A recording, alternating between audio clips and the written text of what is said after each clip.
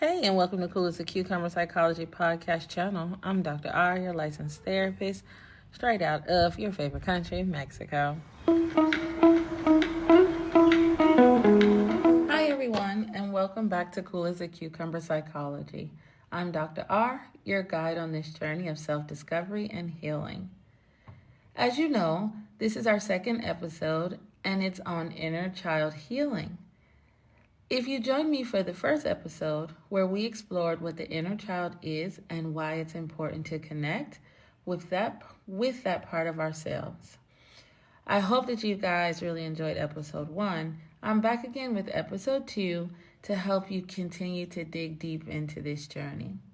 Today we're diving deeper into the next step, nurturing your inner child through healing and daily care. Think of this as a practical toolkit to build a loving and safe relationship with the younger version of yourself. Whether you're just starting or already on this journey, this episode is for you. So let's settle in, take a deep breath,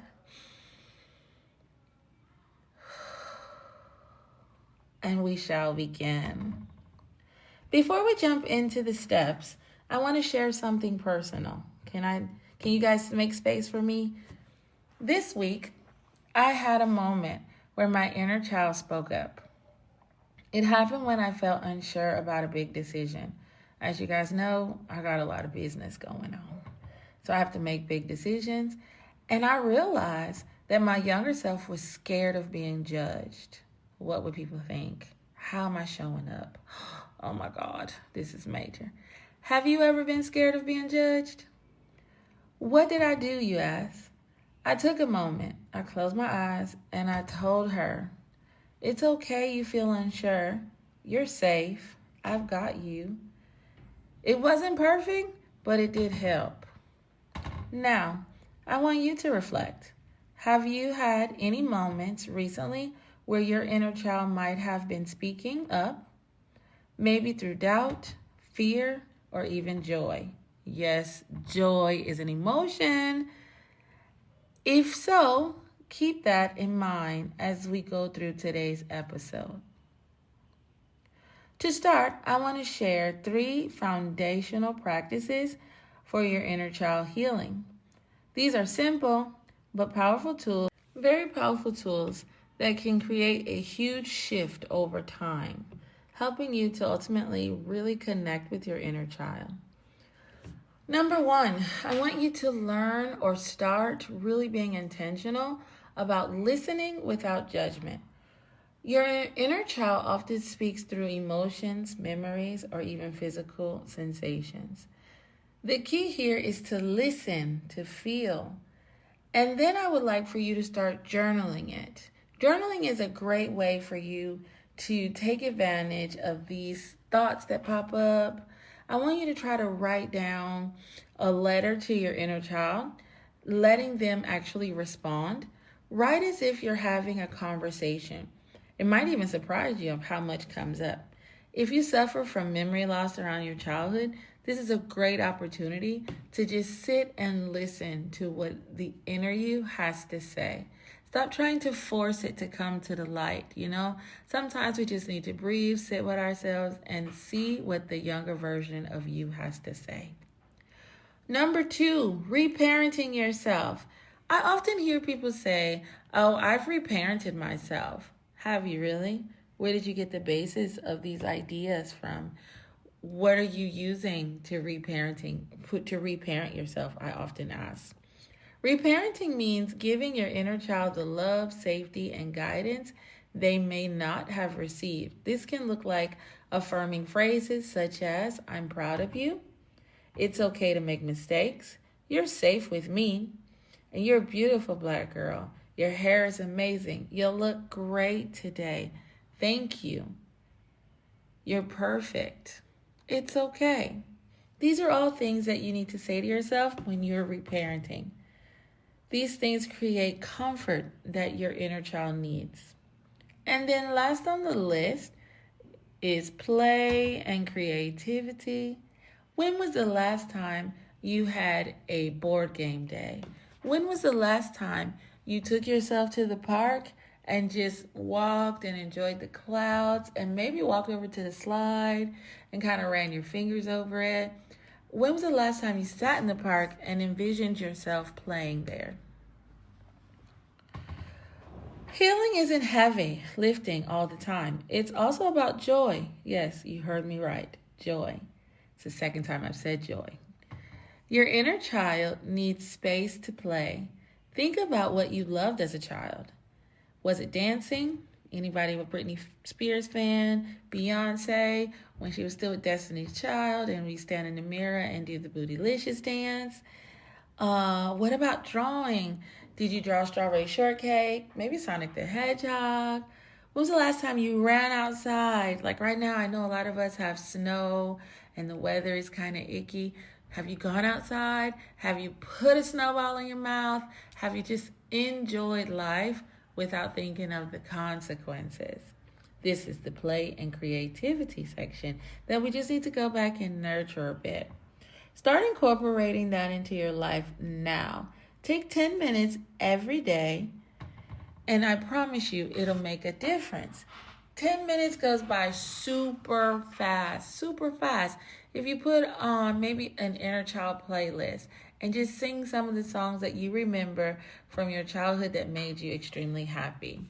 This classifies as play and creativity. Do you remember the dance moves to those songs?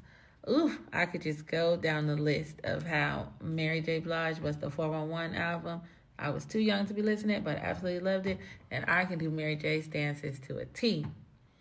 So, now that we have these 3 things that we can use to get to nurturing our inner child, I also want to go over this great visualization exercise that I put together.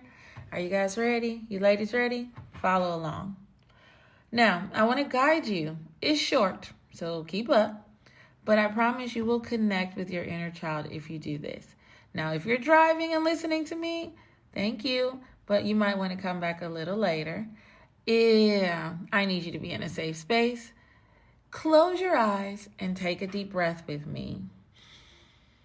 Eyes closed. We're breathing deep, ladies.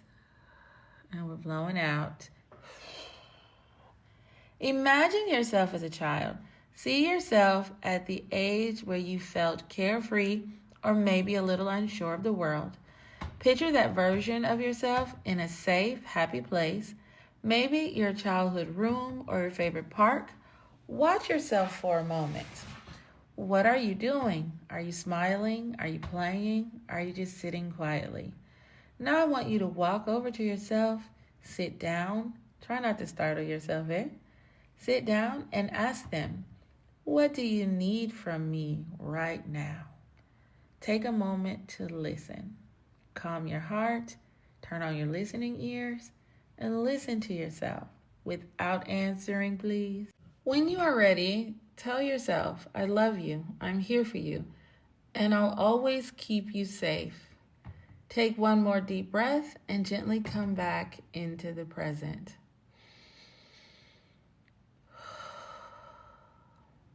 If anything came up during this exercise, this is a time where you want to write it down or voice note it to yourself.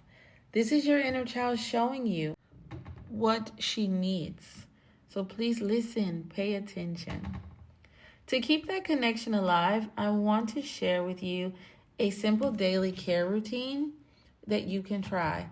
I know you just said to yourself, Dr. R, I'm going to have to get in touch with my inner child every day. And the simple answer is yes. Yes, you will have to get in touch with your inner child every day. I have a scenario for you. Let's take a moment to think about this. Have you ever seen a child who is mama, mama, mama, mama, and you're sitting there like, why? Why won't this child stop? The answer is the child will not stop because she wants the attention. And your inner child wants the attention. And she won't stop until you give it to her. And she won't allow you to function in your everyday needs until you give her this attention. So if we start the day with giving her attention and then letting her know that I might not be able to give you what you want at this moment, but I promise before the day ends, I will. I promise you that your days will go a lot easier. So Back to our morning check-ins. Each morning, I want you to ask yourself, what does my inner child need today? Maybe it's rest, maybe it's reassurance, or a bit of fun. Listen to her, she'll tell you. And then I want you to do some daily affirmations. I want you to let her know that she is loved, she is seen, she is heard, she's enough, and that you're very proud of her. And that it's okay not to be perfect. Things are going to work out just fine. And then after that, I want you to work on this one thing that we all struggle with. It's boundaries. But these boundaries, I want you to make sure that you put some compassion in. Don't make them rigid. Remember, boundaries are to protect you even from yourself. Boundaries help you from doing things that overwhelm you or potentially trigger you. So protect your energy and put compassionate boundaries around everything you do. It is an act of love to yourself for yourself. As I'm coming to a closing, because you know how I am about too much talking on these podcasts, because I don't want to lose the attention, I want you to remember, healing your inner child is a journey. It's not a race. Every small step you take is a gift to yourself. This week, I encourage you to do two things. Write a letter to your inner self. Tell yourself what you wish you would have heard when you were younger. Spend at least 15 minutes doing something playful, whether it's dancing, drawing, or even laughing at a silly meme. Not too much TikTok time, eh? Next time, we will talk about common blocks to inner child healing and how to overcome them. So don't miss it. Thank you for spending time with me today. If this episode resonates with you, I'd love to hear about your experience. You can share with me on any of my social media platforms or website. You can leave a comment. Don't forget to subscribe, share this podcast with someone who might need it. Pass it along to your good girlfriend who you can't figure out why is throwing tantrums. Let me talk to her about her inner child. And leave a review, you guys. Leave a review. I can only get better if you tell me what you want to hear, what you want to talk about, share your experiences. Let me know how your inner child journey is going. My goal ultimately is to help you cross this inner child bridge as smoothly and as calmly as possible. I can't wait to continue to connect with you ladies. And on that note, have a great day.